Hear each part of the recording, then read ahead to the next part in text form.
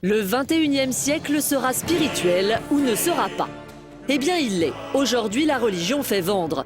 C'est même devenu un véritable créneau. Cierges, crucifix et autres signes religieux font recette. Récompensé à Cannes, Des hommes et des dieux, le film de Xavier Beauvois sur les moines de Tibérine, affiche déjà 3 millions d'entrées. Autant et même plus qu'une superproduction américaine. Un énorme succès populaire. Et pourtant, on est bien loin de Rabbi Jacob, un vrai petit miracle.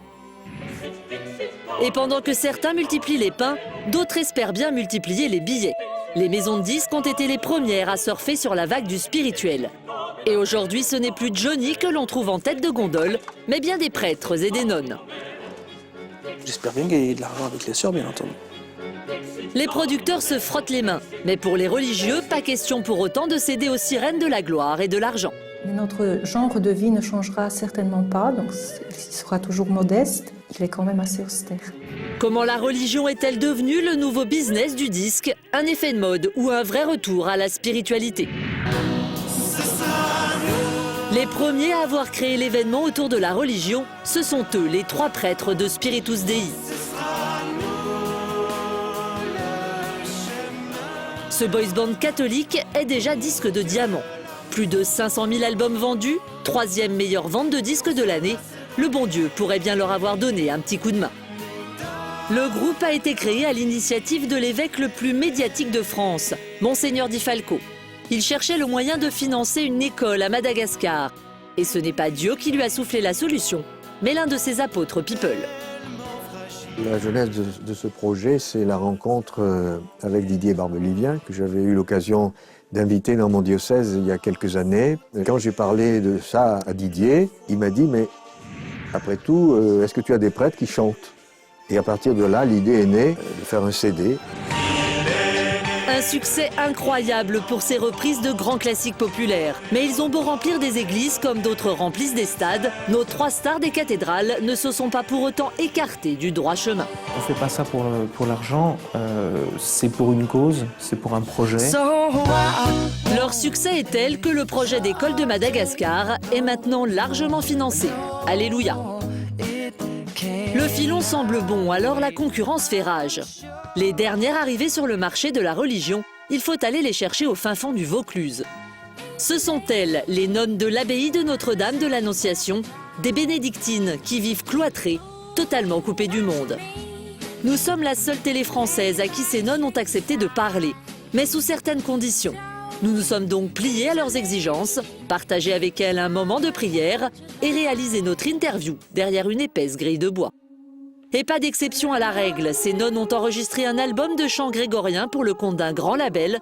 Le Big Boss, lui aussi, a eu droit à la grille pour la signature du contrat. L'essentiel pour les nonnes, préserver leur mode de vie à tout prix.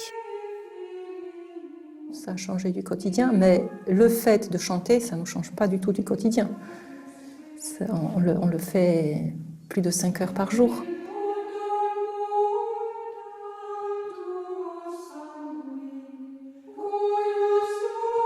Pour elle, cet album n'a qu'un seul but, porter la bonne parole.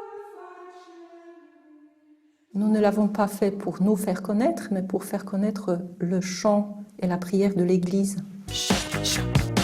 Au siège de leur maison de disques parisienne, on a su transformer le style de vie de ces nonnes en aubaine marketing.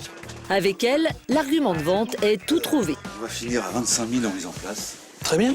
Et je pense que la semaine prochaine, on sera plutôt sur les 30 000. C'est quelque chose de frappant. Et quelque chose de frappant avec des religieux, vous n'allez pas le chercher dans le spectaculaire. Donc on va le chercher dans le contraste, justement. Et le contraste-là, c'est un contraste d'isolement, de calme, de méditation. Un isolement certes vendeur, mais avec un sérieux revers tout de même. C'est une promotion qui n'est pas banale. Ayant choisi d'être retirée du monde, elles n'allaient pas venir sur tous les plateaux télé, faire la promotion de leur album, chanter devant un public, etc.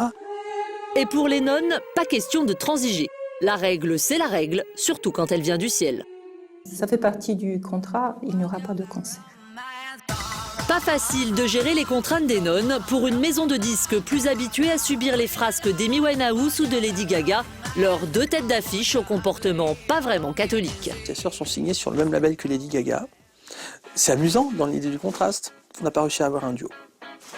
Mais même sans un duo scandaleux, le directeur de la maison de disques espère bien que ses petites sœurs vont atteindre les sommets du top 50. On s'est fixé un objectif d'être disque d'or, c'est-à-dire 50 000. Je pense qu'avec l'arrivée là de notre marketing, c'est un objectif qu'on va atteindre logiquement pour Noël. Je travaille dans une maison de disques, je travaille dans une industrie dont j'ai des objectifs de résultats. Donc j'espère bien gagner de l'argent avec les sœurs, bien entendu. Et c'est bien parti puisque l'album des nonnes se classe directement 4e du top classique dès la première semaine. Malgré tout, les sœurs bénédictines semblent pour toujours préférer la loi divine à la loi du marketing. Nous avons vraiment une oreille très peu attentive à cet aspect des choses. Je ne pense pas que nous allons suivre le débit des ventes. Notre genre de vie ne changera certainement pas, donc il sera toujours modeste. Un vœu de pauvreté qu'elles entendent bien respecter. Ce n'est pas demain que les sœurs seront gagnées par le démon du showbiz.